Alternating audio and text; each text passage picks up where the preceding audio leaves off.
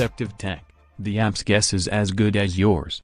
Last year, a small Swedish startup made waves with what it called the world and #X27's first forum of digital contraception. The company and #X27's product, a smartphone app called Natural Cycles, pairs with a thermometer to track women and #X27's basal temperature every day, then uses that data to make predictions about ovulation.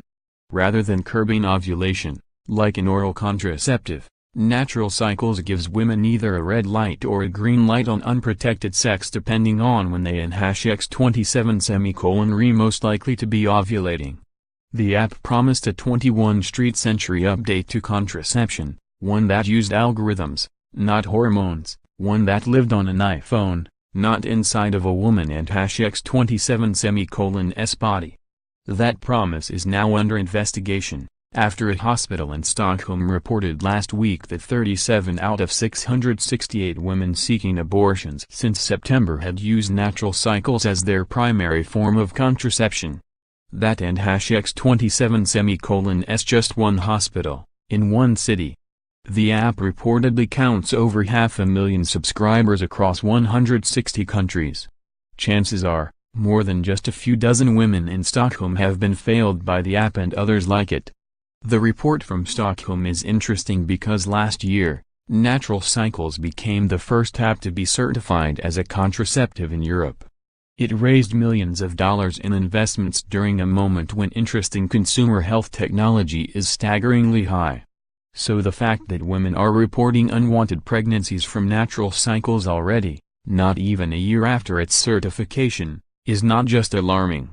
It and #X27 a minor and #X27 canary for a much larger constellation of contraceptive technology.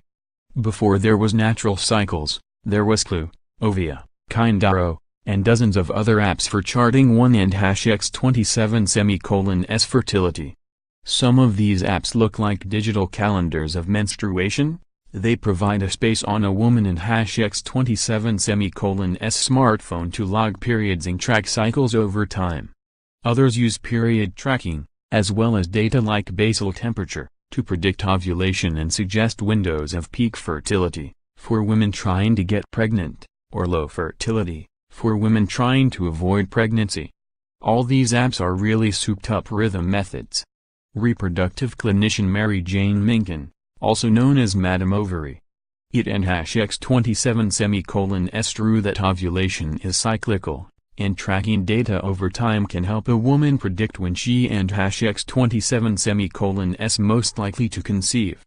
At best, apps like Natural Cycles give women space to log their own bodily rhythms and understand when they and #X27 most likely to get pregnant. At worst, they take folkloric advice about how to not get pregnant and make it seem more credible by dressing it up as a smartphone app. All these apps are really souped-up rhythm methods, says Mary Jane Minkin, a practicing gynecologist and reproductive clinician at the Yale University School of Medicine. The term for the technique was known for years as in #X27 Vatican roulette. And #X27, and the old joke was, and #X27 what do you call women who use the rhythm method? Mothers. And #X27, even still, it and #X27 not hard to find reasons why women would find a cycle tracking app appealing. The burdens of contraception are high, and fall largely on women. Hormonal options can wreak havoc on the body, causing all kinds of unpleasant side effects.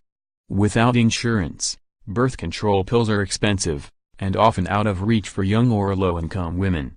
IUDs can be painful, condoms can be uncomfortable, emergency contraception can be fallible. So it and #X27 forgivable that a natural method, something that requires little more than monitoring your own body and downloading an app, seems appealing. Consider the group of women New York Magazine once called the pull-out generation, young females fed up with hormonal birth control and interested in understanding their bodies more deeply. Those women gave rise to an ecosystem of apps that claimed to hold all the information, and not just information, but technology, right there on your smartphone, needed to master 1/x27's own body. It x27's an age-old impulse. Women have practiced natural family planning methods for as long as women have been fertile, as a way to avoid pregnancy when contraception wasn't x27 attainable or easy to use. Today, the same methods are just dressed up with technology.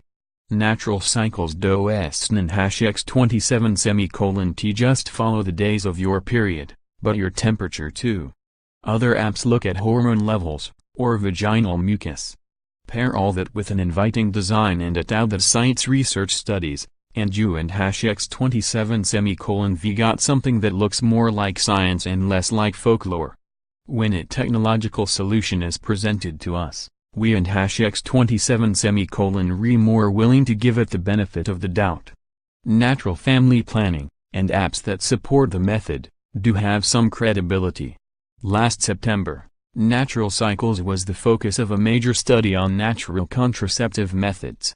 The study followed 22,785 women through a total of 224,563 menstrual cycles and found that the app was 99% effective at preventing pregnancy during perfect use, and 93% effective during imperfect use, roughly on par with hormonal birth control and barrier methods like condoms. With any gadget or app that relies on self-reported data, the margin for human error is extremely high. The study results were followed by a surge of $30 million in Series B funding for natural cycles. But much of the hype surrounded the success from perfect use, rather than typical use. The expectation that women will reliably input data, or even collect that data accurately, on a daily basis in the app seems unlikely. Moreover, the app relies on slight variations in temperature to predict ovulation, but is still finding ways to take into account the many factors that can affect a woman and x27's temperature, sleeping habits, sickness, mood. The app can suggest when a woman is most likely to be ovulating, but cannot accurately warn when ovulation comes a few days early. And, with any gadget or app that relies on self-reported data, the margin for human error is extremely high. Minkin says the collected data in these apps can be tremendously useful for women who are hoping to get pregnant. But using them as contraception depends on your acceptance of risk. The exact day of ovulation can be unpredictable, even with a log of past cycles, temperature measurements, and hormone levels, and that can make it difficult to know which days are safe to have unprotected sex. Very few people consistently ovulate every cycle on day 14, says Minkin. If you happen to ovulate on day 12 and you and x27 had sex 2 days earlier, those sperm are going to be around. All you need is one guy hanging around and you and x27 re-pregnant. For any type of birth control, typical use failures are significantly higher for any method that involves timely intervention from the user, says Aparna Rear, an obstetrics and gynecology clinician at UCLA. That and x27 wides are less likely to fail than a birth control pill, and a birth control pill is less likely to fail than a natural planning method.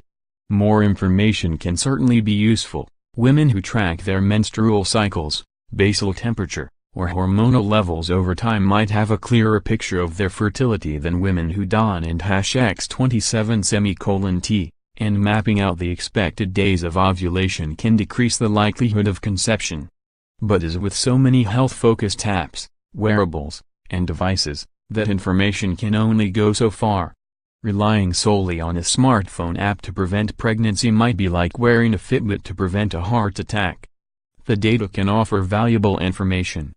But information alone can in x27 change the outcome. A Stanford researcher has created a groundbreaking scientific device using paper and string.